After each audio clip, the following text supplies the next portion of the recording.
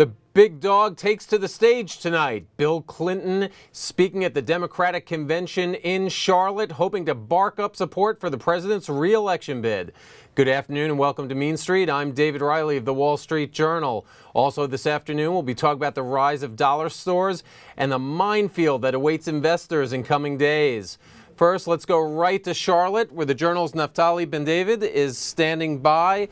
Naftali, it's been a strained relationship over the past couple of years between Bill Clinton and President Obama. Why have they been able to bury the hatchet now?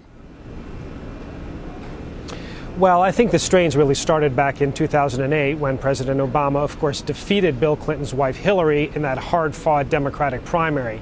And then it took a little while for the two to warm up to each other. They have very different styles. You know, President Obama is more cerebral, more aloof. Former President Clinton is much more of a backslapper and a glad-hander. But their aides say that over the past couple years, they really have been able to come together, and that's because they have a confluence of interests. Both of them are interested in having President Obama be reelected. Of course, that's good for the president, but it's also good for Mr. Clinton's legacy. So I would definitely expect the two of them to be on the same page during the convention. Bill Clinton's popularity dwarfed that of any other politician in a recent WSJ-NBC News poll. Why is Bill Clinton still so popular? Well, you say still so popular, but the truth is he's more popular than he probably ever has been.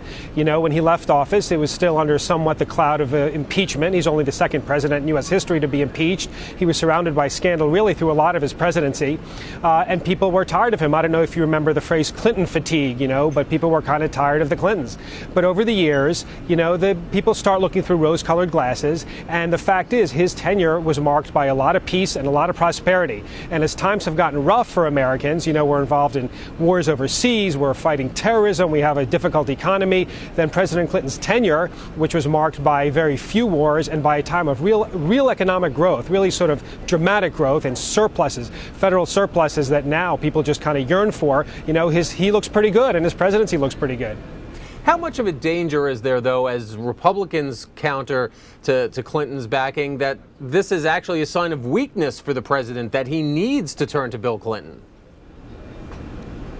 Well, I think there is a little bit of a risk, and I think that the Democrats and the Obama campaign are very aware of that risk, and probably so is President Clinton. You know, he could get up there and speak, and there would sort of be, you know, this memory of him as a figure who loomed large across the American stage, and whose tenure, again, was marked by really good times, and President Obama has presided over much more difficult times. Whether it's his fault, of course, you know, Democrats and Republicans disagree. So I think it'll be interesting to watch and see how careful President Clinton is to talk very carefully about President Obama and to boost him rather than overshadowing him. Okay, well, as you say, we'll have to watch very closely because also Bill Clinton sometimes can be a little bit of a loose cannon.